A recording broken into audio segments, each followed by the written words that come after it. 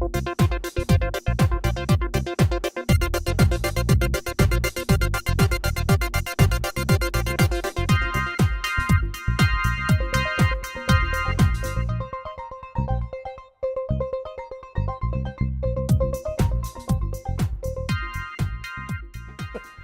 and welcome to Talking About It. I'm John Griffith.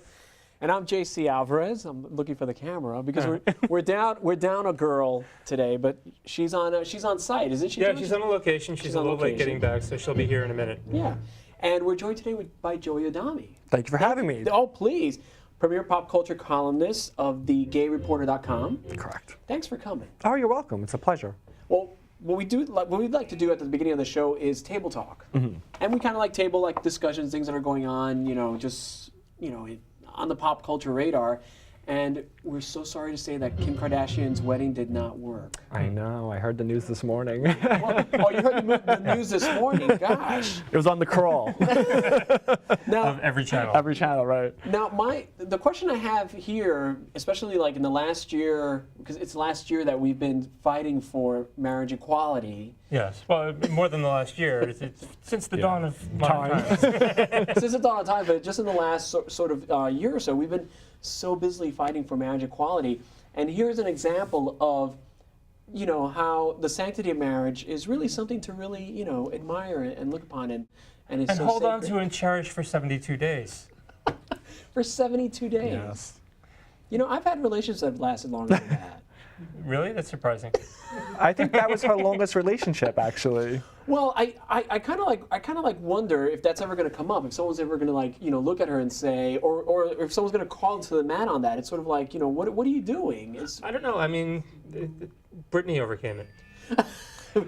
Brittany, oh, your cookies are ready. The location person is She almost challenges Elizabeth Taylor a lot. She actually bases certain parts of her life as Liz Taylor. And her sister had said that she will be the next Liz Taylor. A small side note is that her jewelry collection, they say, it's valued at so many millions of dollars that she will one day rival Elizabeth Taylor's jewel collection. Well, then That's how much wealth we're talking. Then that sort of backs up the whole point about people saying that this whole wedding fiasco was nothing but a marketing ploy. And if that's the case, were we all taken for a big ride as far as this whole sort of latching on to one of the highest rated shows ever in E's history, in basic cable's history? Right. And this thing cost $18 million. That didn't come out of the Kardashian pocket. Right. So are we just going to allow ourselves to be duped like this again? I mean, what's next? Were we duped? Yes, I think so. Was he duped? Uncertain. But I think. Well, he's kind of a dupe already. Well, he's got the prenup, but if he plays the victim in the press, right. he could probably. There's bound to be at least one fraud lawsuit in this whole thing. Well, and shouldn't the American public kind of sue them back? But I think really, that's what people want to say. Right. You expect an over-the-top lavish wedding from her. Right. And we expect the drama. We expect, and we got what we wanted. And Humphreys actually did release a statement saying he was devastated and is willing to work on the marriage at any cost. Any cost to And who? it will all play out next season on. Which also means he'll be a contestant on next season of Dancing with the Stars. And the Kardashians are best friends with what's his name for who does E? What's his name? Ryan Seacrest. They're Yes, besties. yeah. So yeah. She has her team around her. It's such a shame that this is happening and that we're all seeing it. I mean, I really wanted her to be happy. Yeah. Part of me wanted her to be happy, but it's sort of I almost feel as if we were taken advantage of. But you know what? It's at the same time, it's these things happen. It's a shame that she is a public figure and she has to live kind of her life in front of everybody and the scrutiny of everybody. Because if this was Joe Schmo in the corner, I mean, how many people just are involved in relationships that don't work? I mean, the divorce rate is high. I mean, Exactly. 50%. Yeah. Yeah, exactly. So it's kind of what are you gonna do? But thank God they do have a prenup, and I hope she's not carrying a package. The golden ticket. Well, because that'll ruin her. It's really when you think about it. Actually, I don't know if it would because so many people are having babies now. It's the in thing to have a baby.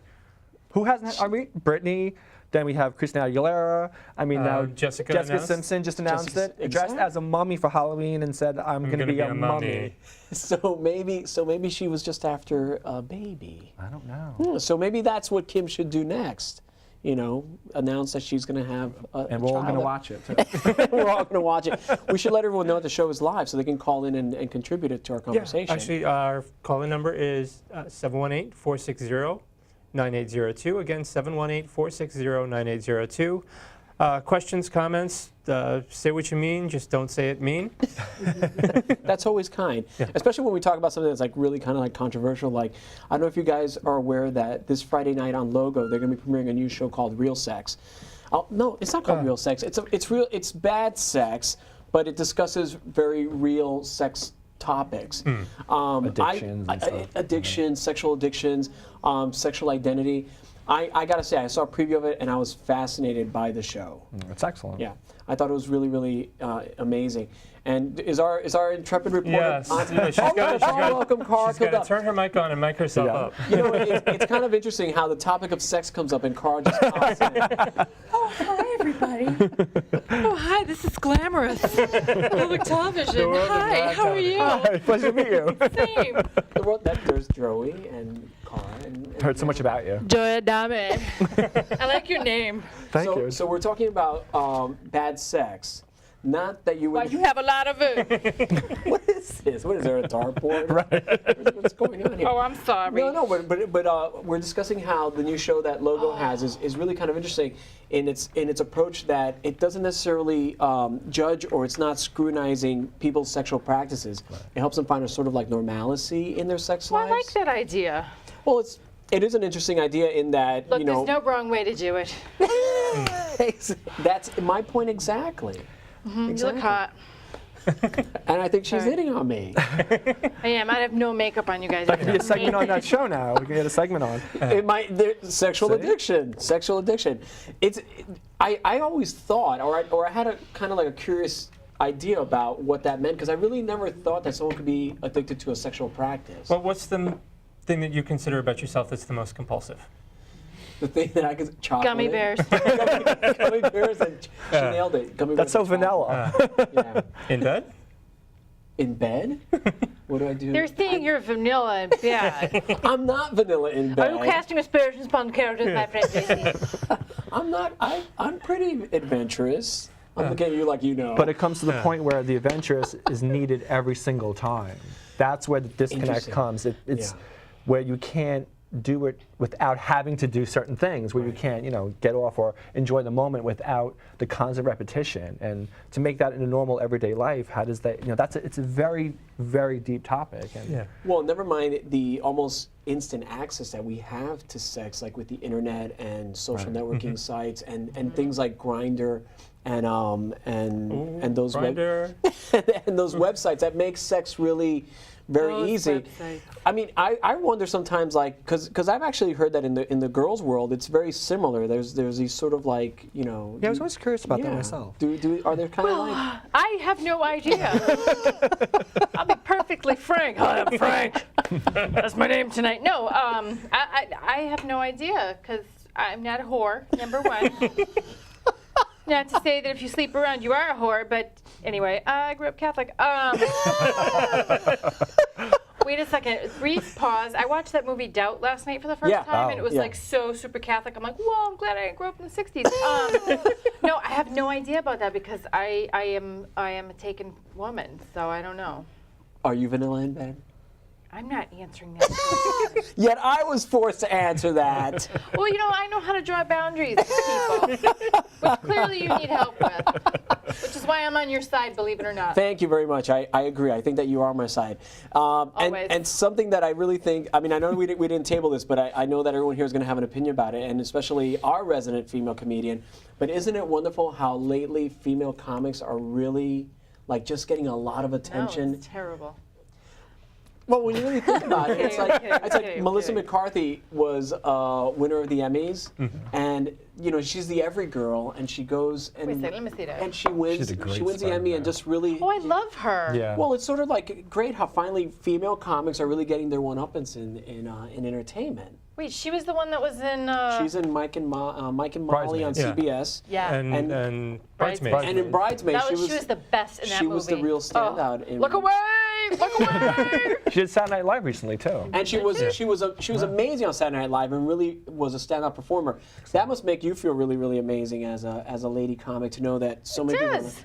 It's about time because you know what? I gotta be honest with you. Like I'm really into being honest at therapy. No, but you know, a lot of times when you go to a show and you see the lineup, it's all men with like a token female. And it's like, you have to be 10 times funnier. Like, they just look at you like, oh, chick, you're going to talk about your period. I'm like, no, asshole. I'm going to talk about your period. Because I'm going to give you one. No, I'm kidding.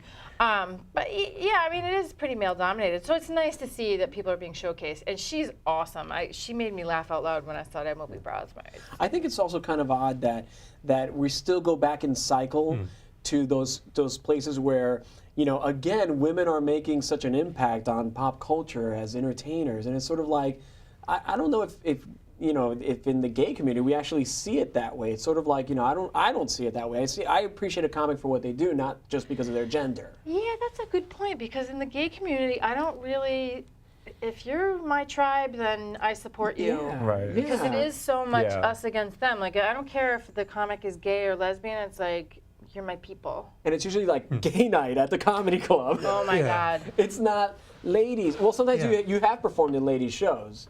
All ladies shows. Those are the really funny ones. Yes, and now we're back to the bedroom. But she's not going to tell us anything about.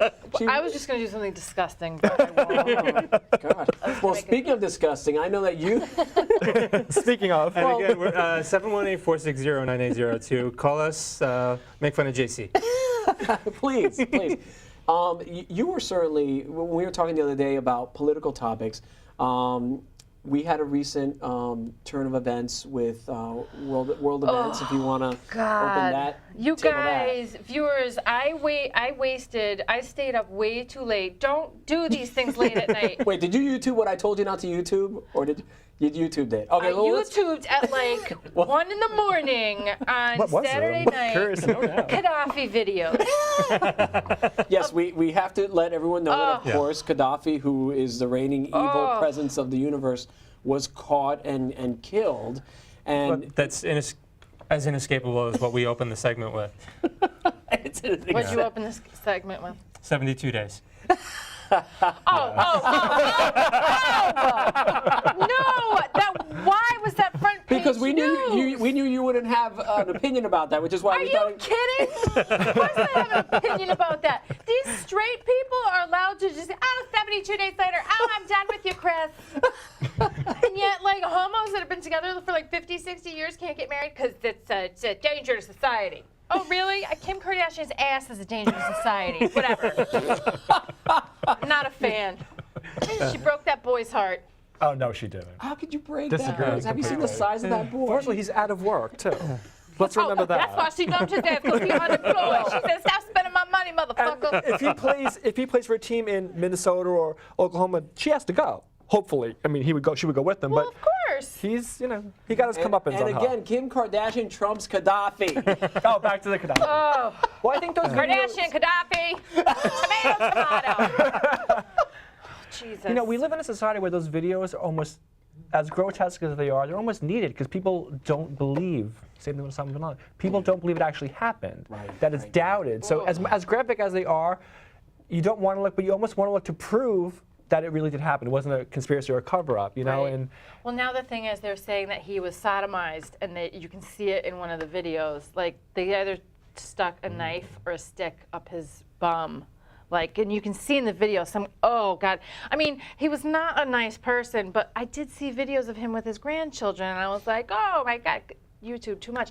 But I think that he really, Yeah. in hindsight, I mean, what's done is done. You can't. It's stupid to even discuss it. But like, he should have been brought to trial because it's making That's what I was Yeah. wondering. I was the actually new government wondering, look terrible. Yeah, I was actually wondering what would have been the counter to that if we actually had brought him to trial and had him actually there's no way he can atone for the atrocities that he's But committed. it would have listed a significant number of them. Yeah. and it would have been clear. And I think that would have almost made a bigger impact to his being brought in and you know, as far as like in front of the people and as far as like establishing new government. I mean, I know that he had plenty of time to stand down. Like, I mean, you know, it's his own fault. No, but I mean, he had plenty of time to like give up peacefully and relinquish power, and he was not about to do that. And they like butchered one of his sons, and the oldest son turned himself into the international court, and because he saw what happened to his brother and his father. But you know, so now I wonder if that son is actually going to have to pay for the atrocities of probably. of his But the other thing is that you know this could destabilize the whole of Northern Africa. This event, not to mention the fact of what's still going on in Syria with Assad. Like, I mean, it's going to have repercussions. It's going to have a lot of. But you know what? Our president is badass. He is stealth badass. Okay. Because you really have to think about it. I mean, this guy, it's like Rambo. He's got them all, right? You have to give him credit for that, at least. It's like what the heck is that all about? And he quit smoking. So it's kind of like But you have to wonder, you take someone out of power in a country like that, you have factions, you have militant groups. It's a break apart. So sometimes, as bad as they are as a leader, it does keep everybody uniform. Without that, everybody breaks off, and now you have even more. I don't know. I think it's time Right. to haul a little mission accomplished banner out of storage. Mission accomplished. And this portion's mission is accomplished. Oh, that was Thank you. really clever. I tried. That was, yes. So, Cara, you were a little late today. Yeah, I was. I used my bag as a battering ram to get here. Very nice. And we do. Out of my way! We do have a clip of why you were so late. Do you want to set this up? What am I setting up? Oh, jeez. Oh. Okay, so she's blanking out. We're gonna go to the tape, see why Cara was so late, and take a look. I am talking to the hilarious Reverend Carmen Hernandez. I can't use any foul language, you guys. I feel comfortable. She's the president. I'm cool. She- I'm radical. She's a cool radical chick, in her own words. But she's the president of the New York City Lesbian, Gay, Bisexual, Transgender Chamber of Commerce. Thank you for being willing to speak to us. Thank you for coming by. We're very neighborly. We receive everybody. You kidding me? In this chamber, it's funny because it's gay, lesbian, but I knew the minute I started 5 years ago it was going to be very difficult because I came out like almost 20 years and I thought we were united and we're not. And mostly my chamber is very different because we're more target Latinos. We just didn't want to put Hispanic or Latino because we're open to everyone. But it's basically more Latino, and the most funny part about it, that 98% are straight businesses. Straight businesses, 98%. Talking about, well, I think I've been known for open out there. I've been loved. I could say that I've been so blessed from every angle, from the mayor, from the governor, from from business to corporate. I've been blessed. As you can see, Inca Kola is one of our corporate sponsors and member. So, and even here, RDB Group, which we thank them so great. They've been with us since we started, and they're our corporate chair. And that's what we're here to get the word out as we help each other, because that's what it is, empowering each other to build business. Because we need to care for, especially we deal with small businesses. And care about our community as a whole, right? The whole, absolutely. And it's more than we're over 100% that we give beyond. So, I'm proud. I'm proud of what I do. And wait, you're kind of can we get on the subject of you being a rabble-rouser troublemaker, maybe? Well, I think you might be a little bit of a troublemaker, in a good way. Yeah, I am. You know what? That's what they call me. You're right. I am a troublemaker. But, hey, what can I say? God made me this way. I guess he made me to be a troublemaker. If you don't do it, I don't know why, because I don't like attention. Honest speaking, I don't. But because they put me in the spot, I got to thank God for the... Wait, you don't like attention? I asked her, I said, who can we speak to? She's like, me, the president. She lied. Oh, God, forgive me, I lie. God will forgive you for sure, Reverend. Do you go by Reverend Carmen or Reverend Hernandez? Or Reverend Carmen Hernandez? No, everybody call me the Rev. Isn't that something? We got to make you a T-shirt or a sweatshirt. Facebook, if you go on my page, I have one of our members is Elena Paparazzi, because we call her Mamarazzi. Her plates, I wish she was here, we would take it to her car, is Mamarazzi, which she is one of the Latinas legend that has taken photos of the culture of our Puerto Rican heritage.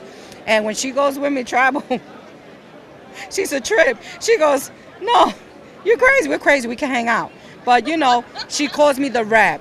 And since then, everybody calls me the Reb. I'm the Reb. I love it. You are awesome. They did, so that's what shut her out. It's her fault. Because then everybody in the Bronx call me the Reb. I'm the Reb. They say, you are Reb. Hi, Reb. The Reb. You're the Reb. Hey, Reb. But you get mad respect and stuff. Yeah, but I'm not. Yeah, that's true. You may not like me, but you're going to respect me. No, the thing is, I'm not a reverend from church, but I'm a youth community pastor. I was ordained October 11, 1997 for what I do through the Gathering Place Global Ministry. And I wasn't gay. I wasn't out yet. Hopefully one day I'll write a book about it.